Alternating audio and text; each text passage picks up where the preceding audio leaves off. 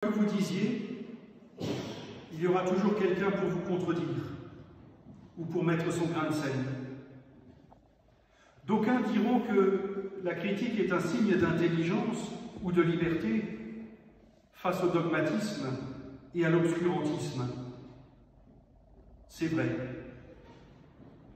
Et parce qu'elle est importante, il convient de faire la différence entre esprit critique et critique de l'esprit, au point de faire aujourd'hui de cette fameuse critique l'apanage des imbéciles qui, en fait de liberté et d'intelligence, ne font qu'étaler leur suffisance.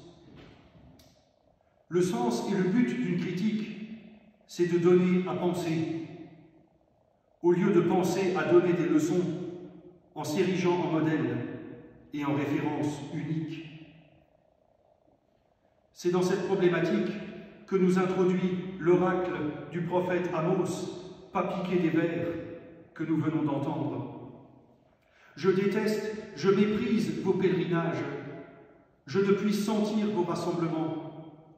Dans vos offrandes, rien qui me plaise. Éloigne de moi le bruit de tes chants, le jeu de tes harpes, je ne veux pas l'entendre. Ce ton traverse l'ensemble du livre du prophète Amos, qui est une critique sévère de la politique, de la société et de la religion du royaume d'Israël au IXe siècle avant Jésus-Christ.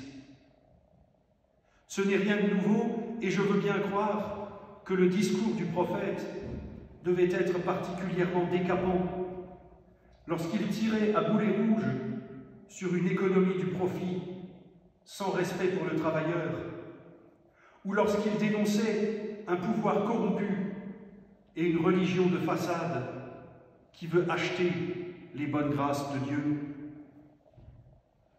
Si cette critique de l'hypocrisie religieuse est fondée et nécessaire, on la retrouve d'ailleurs dans l'Église tout au long de l'histoire, il faut éviter le discours culpabilisant et moralisateur faisant de la critique pour la critique et qui ne sert en réalité qu'à s'auto-justifier.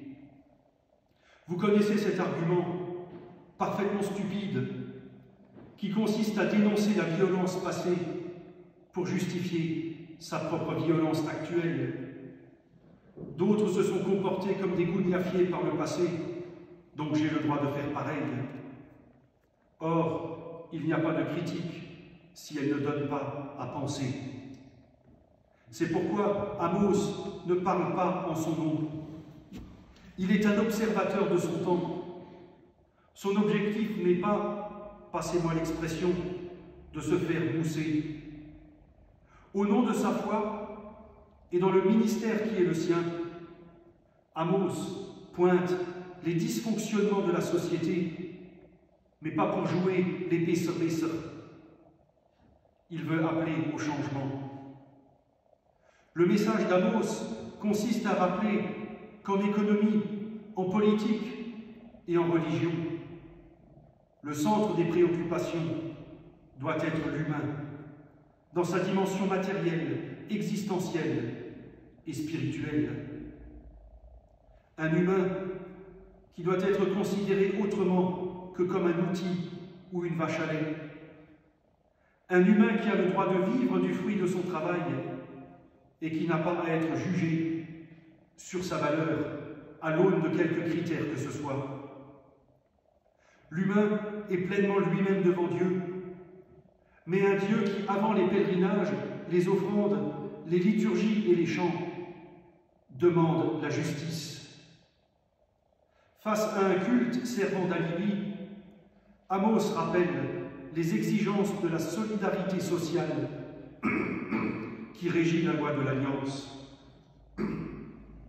Cette solidarité et cette préoccupation pour l'humain, Dieu les manifeste et les endosse lui-même dans, avec et à travers Jésus-Christ.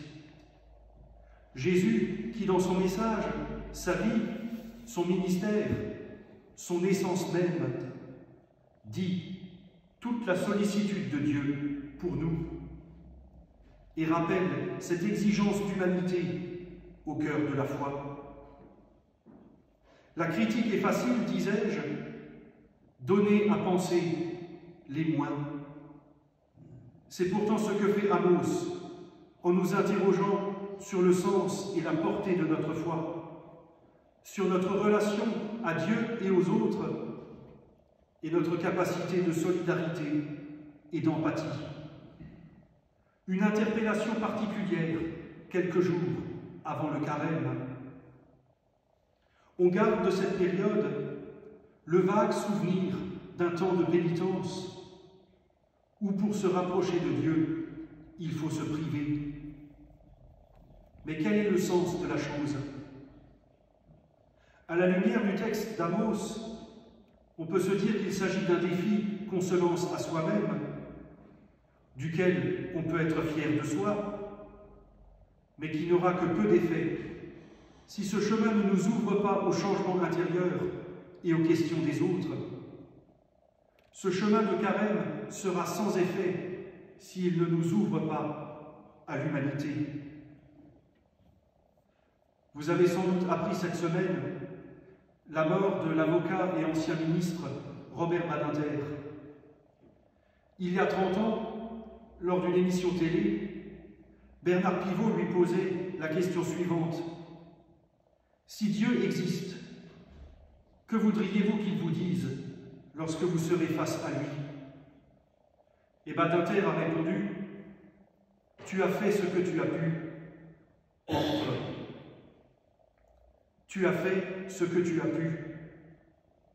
On dit souvent que ceux qui ne se trompent pas sont ceux qui ne font rien. Et ce sont souvent eux qui jouent le plus souvent aux inspecteurs des travaux finis et qui ont la critique la plus facile, la plus inutile et la plus blessante. Aussi, en fait de critique, Amos nous apprend aujourd'hui à nous taire, à nous mettre à l'écoute de Dieu, qui demande justice pour tout un chacun. Il nous appelle, dans cette écoute, à la seule critique qui vaille, c'est-à-dire à témoigner de notre humanité et à faire ce que nous pouvons pour que notre vie et notre foi soient une protestation contre tout ce qui détruit et défigure l'humain.